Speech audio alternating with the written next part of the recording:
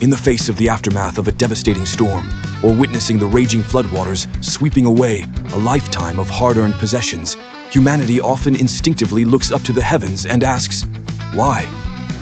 Is this a punishment from God? Is it the end of the world as foretold by ancient prophecies? Or is there an invisible curse cast upon us? But if we strip away the veil of spirituality and beliefs to look deeply into the essence of the pain, we will discover the bitter philosophy of life.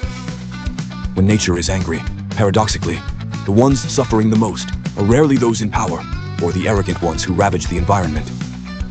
The first victims, and the most painful, are always the small, poor people who are already disadvantaged and now even more vulnerable to the destructive force of nature. Let's look at the operations of nations in the modern world. We often pride ourselves on economic growth figures, on skyscrapers rising to challenge the blue sky, or on extraordinary technological achievements. Yet, natural disasters are the most honest and ruthless test of the true civilization of a society. A society can be called developed not only by the height of its towers or the size of its gold reserves, but by its ability to protect the lives of the weakest citizens from disaster. When the storm passes, if what remains is only helplessness, the lack of basic life-saving means, then all the glory of previous prosperity suddenly becomes meaningless. The philosophical question here is, why build civilization if not to shield humans from the impermanence of nature? Furthermore, we need to frankly reassess the concept of natural disaster.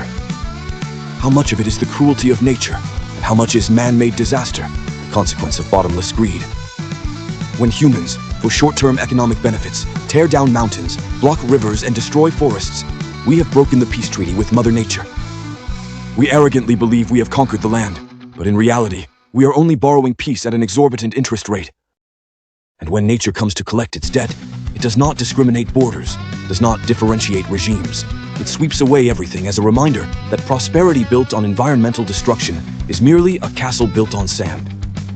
Over thousands of years of human history, from east to west, a constant law has been proven.